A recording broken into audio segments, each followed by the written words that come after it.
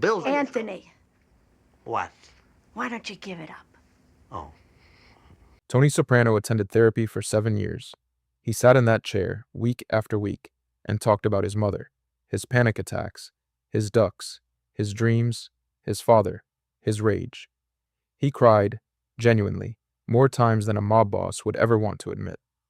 And at the end of all of it, he was exactly the same person he was on day one. More powerful, more articulate about his damage, and considerably more dangerous than when he started. At first it felt like ginger ale in my skull.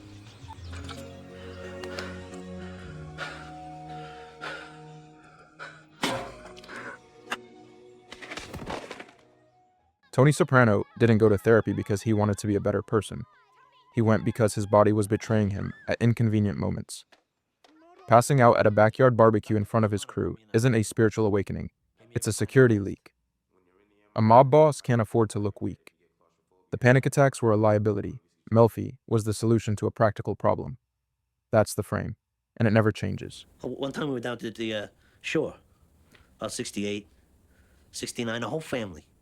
My father, he tripped and he fell down the stairs, and we were all laughing. The whole family was laughing. My mother was laughing. Any other loving experiences? He doesn't have time. He's a busy man. He's fitting this in between running a criminal enterprise and managing his family. The panic attacks are a symptom he wants medicated away, and Melfi is the doctor he's tolerating in the meantime. What happens over the next 7 years is that Melfi, who is genuinely excellent at her job, does something extraordinary. She makes him feel something real, and he uses every single thing he feels as ammunition. But you still have your doubts? About therapy? No. Give it another chance. Got a lot of good ideas here. In Season 1, Tony's defense mechanisms are loud, raw, and violent. What is that? Huh? I got a very sensitive job. I'm not an average Joe on the block. I gotta spell it out for you? It's our marriage, Tony. Therapy is too much exposure. Fine. You live with the results then. But spend enough years in therapy and you learn to trade the hammer for a scalpel. The ultimate proof is what he does to his sister, Janice. When Janice actually starts making progress in anger management, Tony is disgusted by her healing. So he sits back at Sunday dinner and clinically dismantles her. You know that song, Hoppo Song by Phoebe Snow? Because that's the song you named Hoppo after, right? He's half French-Canadian, Hoppo. All right, Tony. Make fun of a boy because of his name. I wonder what's French-Canadian for. I grew up without a mother.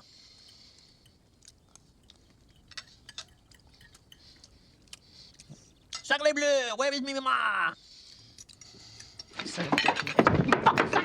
He methodically probes her trauma regarding her estranged son, using the detached, questioning precision of a therapist, just waiting for the explosion.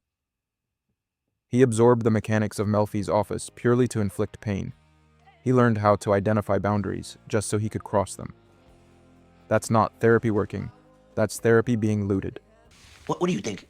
My mother tried to have me whacked because I put her in a nursing home? In your worst dreams, a duck flies off with your penis. Castration. Hey, my mother never went after my basket. No, not literally.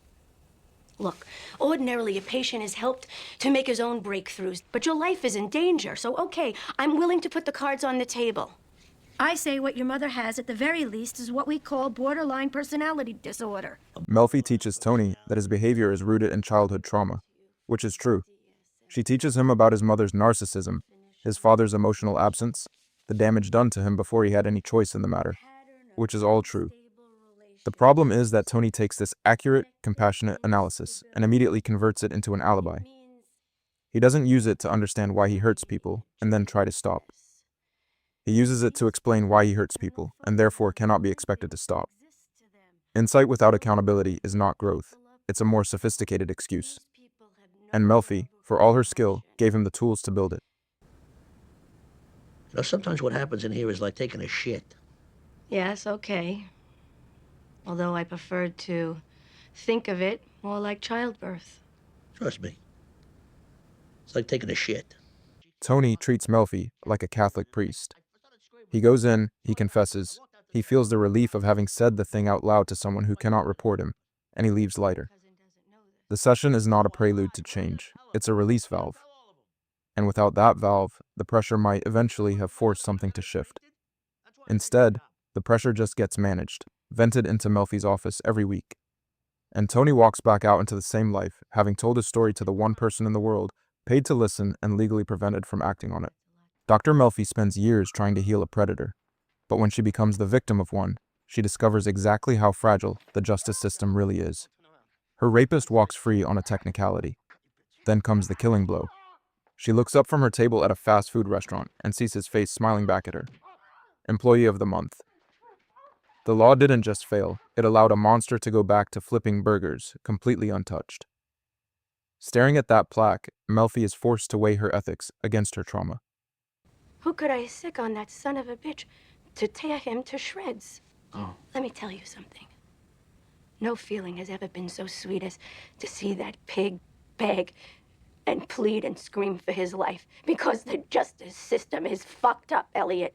I'm not going to break the social compact, but that's not saying there's not a certain satisfaction in knowing that I could have that asshole squashed like a bug if I wanted. She says no. She doesn't tell Tony. And that decision is presented as a moral victory for Melfi. She refuses to use her patient as a weapon. She upholds her professional ethics even when the legal system has completely failed her. It's genuinely admirable, but think about what it also reveals. Melfi knows with complete clarity that Tony Soprano is capable of ordering a killing, not theoretically. She knows it in her body, in that moment of temptation. She has just spent years in a room with that capacity contained by the contract of therapy. She chooses to continue, and she never tells him why her manner has changed. Another layer of performance added to an already compromised relationship. You got a fucking dream life compared to mine. Nobody cares if I'm alive or dead. I didn't just meet you. I've known you my whole fucking life. That's right. Take a dump wherever you please and then just walk away. My mother was just like you. Bottom was black hole. Oh, the mother now. I surrender. Burn me at the stake. Kill me now. Go on, go into the ham. And take the carving knife and stab me. Here, now, please. It would hurt me less than what you just said. You know, I know seniors that are inspired.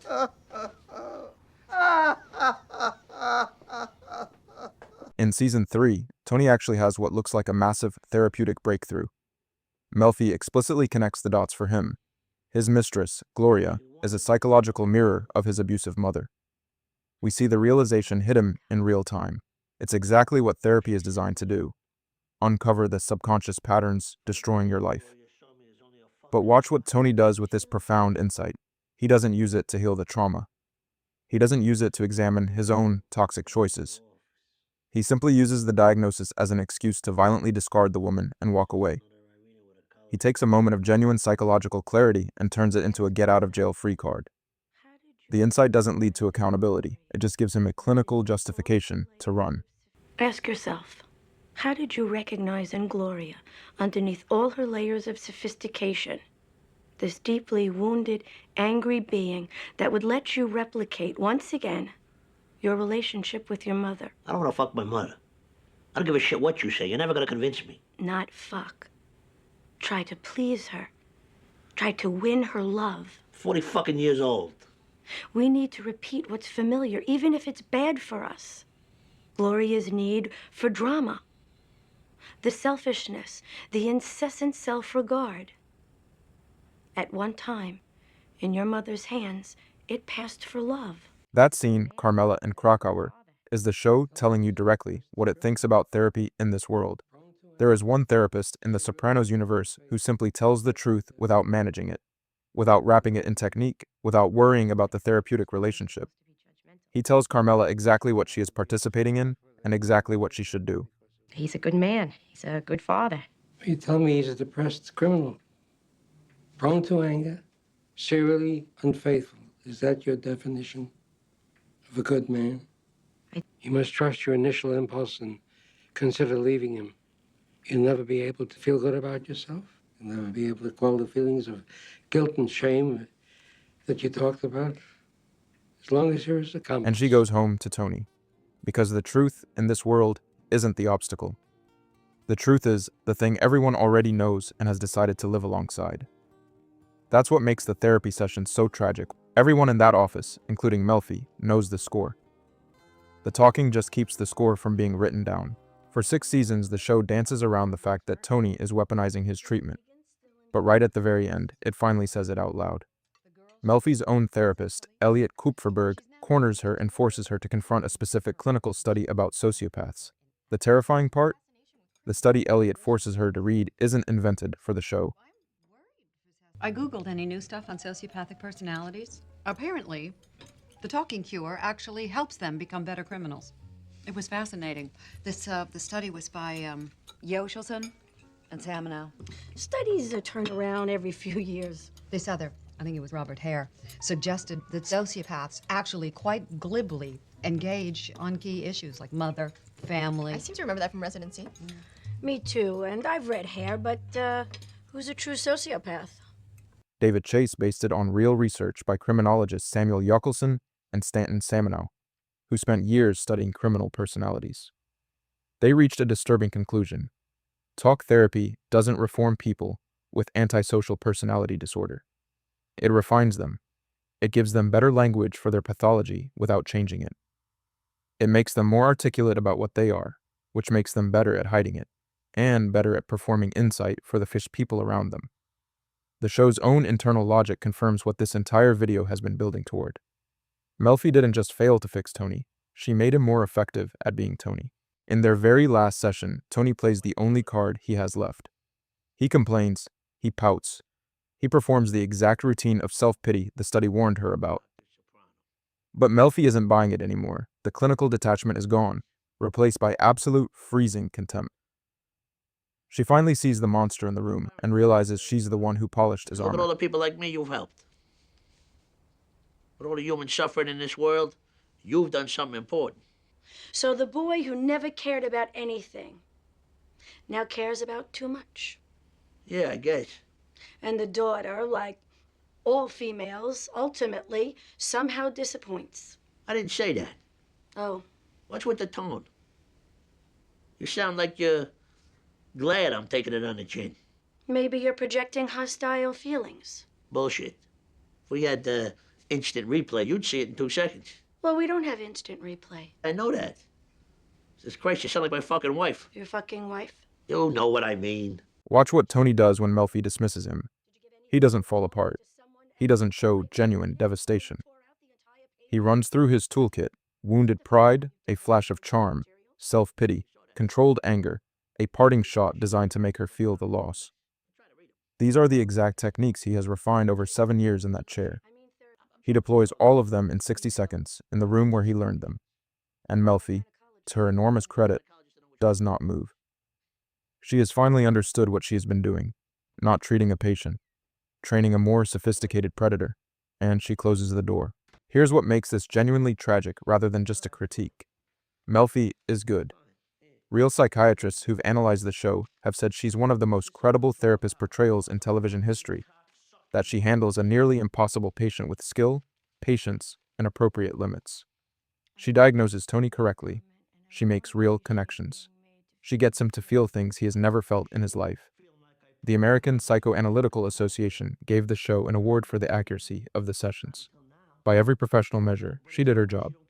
The problem is that her job, applied to a person with Tony's specific disorder, is the wrong tool. You cannot install a conscience through conversation. And without a conscience, insight is just information. Information Tony will use however he needs to. For 7 years, Tony Soprano sat in that chair and mapped the exact dimensions of his own damage. He learned to name his mother's narcissism, to trace his panic attacks to childhood abandonment, to articulate the subtle difference between rage and grief. He acquired the complete vocabulary of a healed man, and he used every single word of it to build a better alibi. Therapy didn't fail Tony. It just gave a predator better camouflage.